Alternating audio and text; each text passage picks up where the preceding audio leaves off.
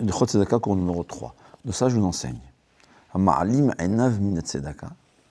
Celui qui ferme les yeux, indifférent à la tzedaka, il transgresse un lave. C'est quoi?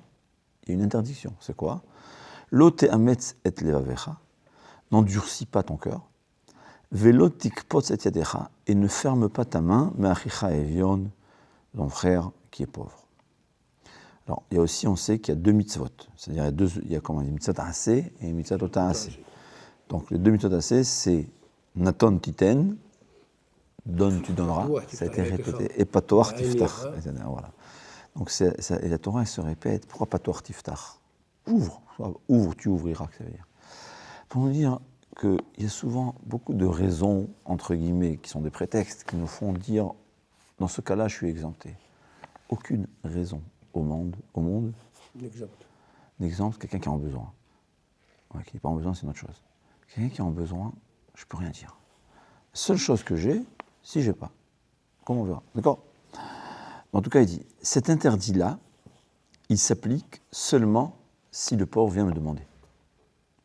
D'accord? L'obligation de donner, c'est même s'il ne demande pas. Oui. Je sais qu'il y a un pauvre, il faut donner. Mais le lave, l'interdiction de dire non, c'est seulement si le pauvre, il me demande. Il y a une discussion s'il envoie par lettre. Tu sais, des fois, on reçoit des lettres, telle et telle personne, voilà, mariée, il y a bien des gens qui doivent se marier, dans ce cas-là, des familles qui sont en détresse. Là, il y a une discussion. Est-ce que si c'est... Ça s'appelle qu'il m'a demandé pour deux raisons. Premièrement, c'est par écrit. Deuxièmement, en général, ce n'est pas le pauvre lui-même qui a écrit. C'est le Gabaï Tzedaka. C'est quoi le Gabaï Tzedaka? Le responsable de la Tzedaka. Bon, alors, on va dire, on ne peut pas obliger, c'est des marloquettes, mais il y a qui sont nos ragim. Alors, c'est possible aussi que quand on reçoit beaucoup de lettres, et on ne peut pas donner à tout le monde, alors il y a aussi un tour pareil. C'est-à-dire, on avait demandé au Steiper, tu es au Shtiblach. Ouais. C'est le Shtiblach, là où il y a les tfilotes. Et il y a, tous les 2 minutes, il y a quelqu'un qui demande. Ouais, comme Israël. Ouais. Est-ce que je suis obligé de donner à chacun? Alors d'abord, quand on parle de la somme, on verra quelle somme on donner. Alors, c'est bien l'a dit. On n'est pas obligé. Si on ne peut pas, on ne peut pas. Ouais, parce qu'on ne peut pas donner à tout le monde. Ouais. C'est la même chose. La Gemara a dit qu'il faut être le premier à saluer les autres. Ouais, je me dis, le Steipeler, aujourd'hui on ne fait pas ça, parce que quand tu es dans un village, en désert, il y a combien de personnes, tu peux saluer le premier, tu peux être toujours le premier à saluer, même les goïms, la Gemara a dit, comme Rabbi Yochanan Zakkai. C'est une obligation. C'est pas une obligation, c'est pas une obligation, c'est une bonne coutume. La Gemara, non, n'importe qui. La Gemara a dit que Rabbi Yochanan Zakkai respectait tout le monde, même le Chori Bachou, même un clochard. C'était toujours le premier, Rabban Yochanan Zakkai, le chef d'un Israël, le grand rabbin d'Israël. Il était le premier à saluer n'importe quel être humain. Ouais. Alors, aujourd'hui, si quelqu'un veut dire « je veux prendre cette bonne coutume », ce n'est pas une obligation, c'est une coutume, c'est une bonne... Ça montre, en fait, c'est quoi? Ça montre que tu es quelqu'un de bien, tu respectes tout le monde. Alors, on ne peut pas dire ça aujourd'hui, parce que sinon je vais mettre genre « bonjour », je ne peux pas. Ouais. Mais... des fois, on se rend compte, c'est bien d'être le premier à le dire, d'accord? Et alors, dit le Steipeler, la même chose. Pour l'argent, on n'est pas obligé de donner à tout le monde, parce qu'on ne peut pas donner à tout le monde. Ouais. Alors, chacun, qu'est-ce qu'il doit faire? Il sait qu'il peut donner en Israël 100 shekels, je ne sais pas, 1 shekel. Moi, je dis, il faut donner une somme qui est quand même raisonnable. Moi, j'essaie de donner un demi-shekel au moins. Ce que je peux. 3 pièces, 4 pièces, 5 pièces. Je mets de côté, je donne. Et une fois que j'ai plus, voilà, j'ai plus. C'est ce qu'il faut faire. Celui qui n'a même pas, il n'a pas. Mais le sourire, il faut toujours donner. Ouais, il y a des gens, ils s'énervent quand on vient leur demander. Non. Ils ne s'énervent pas, vous dites oui. Il ne faut pas s'énerver, d'accord? Ce qui est vrai, ce que la Torah, les Chachamim nous disent, prie que ton argent arrive à de bonnes adresses. Prie que ça arrive à des gens bien, qui ont besoin. Alors c'est ce qu'il faut savoir. Quand on ne sait pas à qui donner, quand on ne sait pas qui est la personne en face de toi, la mitzvah est accomplie de toutes les façons. Parce que j'accomplis la mitzvah, voilà. La Torah a dit Natan Titen, Patoar Tiftar, j'accomplis 2 assez et un lave. Je ne peux pas me mettre à vérifier chacun. Mais la tzedaka, elle a un pouvoir, elle a un super pouvoir. Tzedaka tatil mimavet. Ça protège de la mort, ça protège du Gehinam. Ça, si en fin de compte, c'est un escroc qui m'a demandé, Ben moi, je fais la tzedaka. j'ai fait la mitzvah, mais j'ai pas le tzedaka tatil mimavet. J'ai pas sauvé la vie, d'accord? C'est ce qu'il faut savoir. C'est pour cela que moi, elle a dit, prie toujours, iratson, que l'argent arrive devant ta adresses. Ce qui est sûr, ce qui est vrai, il faut se mettre sur la Torah, ce qui est vrai, c'est que ce qui est vrai, et ça il faut savoir, c'est que selon la grandeur de la somme, il faut vérifier. Il faut être intelligent dans la vie. C'est comme les affaires. C'est pas tous les rabbinim, ils sont bien, mais pas tous les barbes sont des rabbinim. Non. Voilà. C'est un bon déguisement. Oui, oui, oui. C'est un très bon déguisement. C'est ce qu'il faut savoir. Donc, on ne peut pas comparer si un shekel, moi je dis toujours une petite somme, on donne à tout le monde. Chacun selon ses capacités, tu donnes à tout le monde. C'est pas, tu as fait la mitzvah, c'est une mitzvah. Mais quand on a de grosses sommes, il vaut mieux vérifier. Évidemment, si je ne peux pas vérifier, je prie à Hachem et je donne. Ouais. Mais si je peux vérifier, il faut vérifier. C'est ça, là. C'est ce que Hachem, c'est intelligent. Je n'ai pas dit que c'est une halakha, c'est l'intelligence qui dit. Il faut savoir où Ouais. il va la tzedaka. Je vais acheter.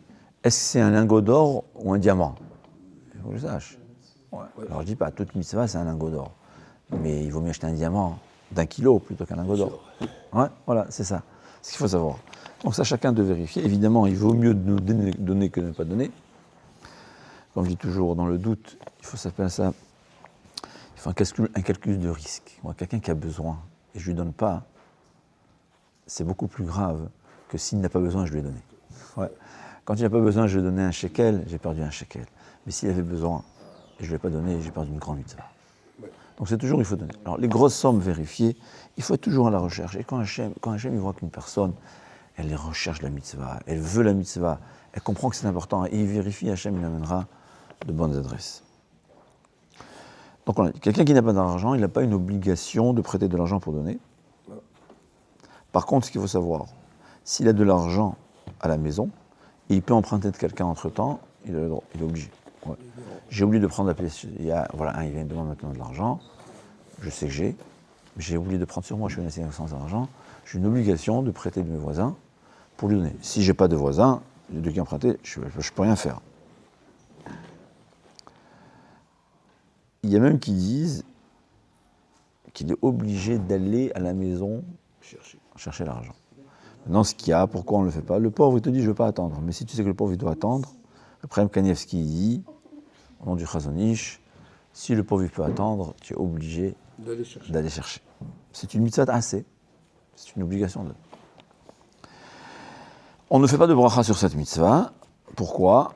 Le Rashba, il dit parce que c'est une mitzvah qui dépend des autres. Moi, j'aurais dit parce qu'il y a des cas rares. La Gemara, elle dit qu'une fois, on a découvert un pauvre avec une bourse de pièces d'or. Alors, elle a dit, c'est voir donc tout vote, un des Moraïm. Il faut être reconnaissant envers les charlatans. Pourquoi? Parce que s'il n'y avait pas de charlatans, alors à chaque fois qu'on dit non, c'est sûr qu'on transgresse un interdit. Mais comme il y a des charlatans, alors c'est pas évident qu'on a transgressé. On n'est pas sûr c'est pas sûr qu'il y a une obligation de donner, donc c'est moins grave si on ne le donne pas. Donc on peut dire aussi, on ne fait pas de bracha parce que tu ne sais pas si véritablement il a besoin. Mais même dans le cas où tu sais qu'il a besoin, comme ça dépend de lui, ça veut dire c'est une règle dans les brachot. C'est très bien de donner tzedaka avant les tefillah, shacharit, mincha, arvit, comme c'est écrit dans le pasuk, ani betzedek echeze panecha, je vois ta face avec la tzedaka. Il y a un minhag strict important de le donner au moment de Vayevarer David, quand on dit, au moment où on dit Va'osher ve'akavod milefanecha, l'argent, la richesse et l'honneur deviennent de toi. Donc, quand je donne de la tzedaka, je montre par l'action que ce que je dis, je le pense. Parce que si l'argent vient d'Hachem, c'est sûr que je vais donner l'argent qu'Hachem a donné aux pauvres. Si je ne suis pas prêt à donner aux pauvres, c'est que je ne suis pas d'accord que c'est l'argent qui vient d'Hachem. Donc on montre par l'action que c'est vrai. Il y a un rabbi qui a dit, je ne m'en rappelle pas qui, que si tout le juif y donnait tzedaka au moment de Vayevarer David, le Mashiach viendrait. Bon, je ne sais pas, tout ça je ne sais pas. Mais en tout cas, ce que je sais, c'est qu'il y avait le Kaf HaChaim, qui était un des grands sages du siècle dernier, qui a écrit le livre Kafachaim, la Halachot. C'est quelqu'un d'exceptionnel, parfait, c'est un grand tzaddik. Et chaque repas, il étudiait 6 prakim de Mishnayot. C'était ça, comment il était par cœur. Alors une fois, il n'a pas donné la tzedaka à la tfila, sa mère est venue en rêve et lui a dit « Sache, c'est dommage, ta tfila n'est pas aussi parfaite que d'habitude. » C'est-à-dire ça a manqué, au point, ça veut dire que c'était tellement, un manque tellement grand que sa mère a eu le droit de venir du ciel et lui dire « Mon fils, c'est dommage. » Voilà. C'est bien aussi, alors, tzedaka la nuit, d'après la Kabbalah, la nuit c'est le din, tzedaka c'est rachamim, donc on ne donne pas de son initiative à la coupa. Mais s'il y a un pauvre qui vient demander, c'est sûr qu'on est obligé de lui donner. Alors, la Kabbalah ne peut jamais contraindre. Un pauvre qui vient demander, je suis obligé de donner. Non, la nuit. Donner la tzedaka la nuit, les Mekoubalim disent que c'est pas bien. Pourquoi ? La nuit c'est le din, la rigueur, la tzedaka c'est rachamim, on ne mélange pas les deux. Je ne comprends pas. C'est pour cela que donner dans la coupa de la tzedaka, qu'il n'y a pas un pauvre devant moi, je donne dans la boîte, on évite de donner. Je ne veux pas dire que c'est sourd, c'est pas sourd. On évite de donner. Mais s'il y a un pauvre qui vient te demander, c'est sûr qu'il faut donner. De même, il y a des fois où on a besoin de donner tzedaka. Par exemple, l'halakha, elle est que quelqu'un, c'est pas une halakha. Le livre, on va dire, c'est bien de donner tzedaka avant de sortir. Ouais, de sortir en chemin. Tu fais un long chemin, on ne sait jamais, ça nous protège.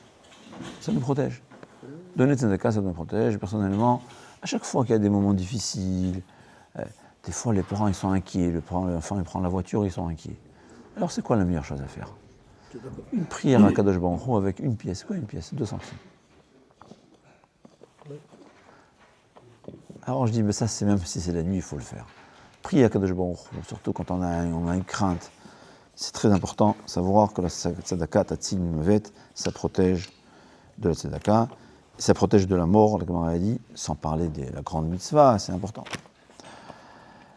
Il y a qui disent même, il y a minag, en tout cas comme ça j'ai vu dans le monde ashkénaze, c'est quand quelqu'un, il voyage, on lui donne de l'argent pour qu'il donne tzedaka à l'endroit en Israël par exemple, il devient shliach mitzvah, un envoyé de mitzvah.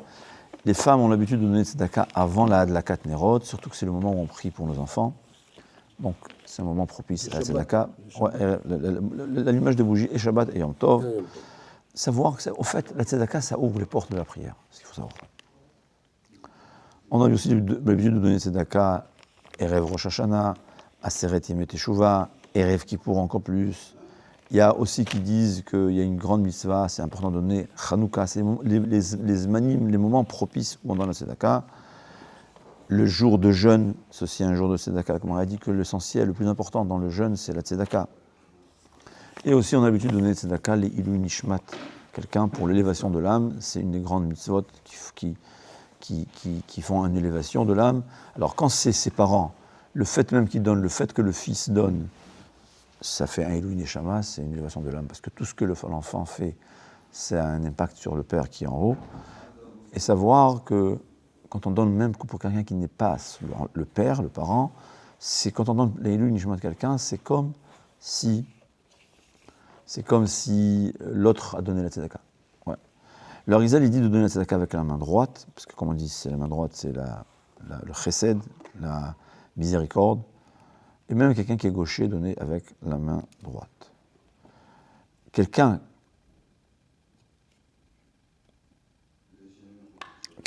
qui est affairé à une mitzvah, il peut lui donner tzedaka. Normalement, quand on est... Alors, en principe, quand on est en plein tefila, on n'est pas obligé de donner tzedaka.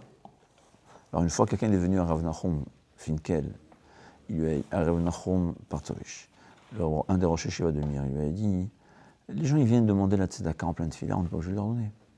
Il a dit, tu as raison, tu n'es pas obligé de donner.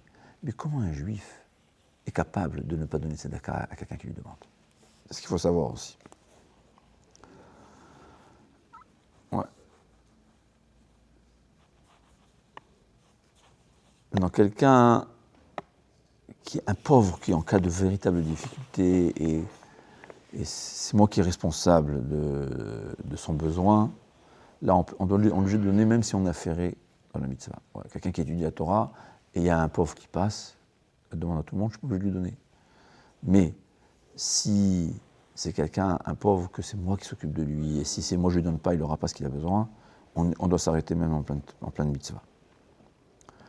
Meikar Adin, c'est-à-dire l'halakha stricte, quelqu'un qui a des dettes à payer, rembourser ses dettes, c'est avant la tzedaka. Évidemment, dit Ephraim Kanievski, comme ça je me souviens, c'est pour quelqu'un qui ne dépense rien d'autre. Ouais. Mais si quelqu'un, il est chaque jour au café, il a de l'argent pour le café, il doit aussi avoir de l'argent pour la tzedaka. Quelqu'un qui est véritablement, il se limite dans ses dépenses pour pouvoir payer ses dettes, il peut ne pas donner tzedaka, bien qu'il faut savoir que toujours la tzedaka, on ne fait que gagner et il faut toujours donner. D'accord ?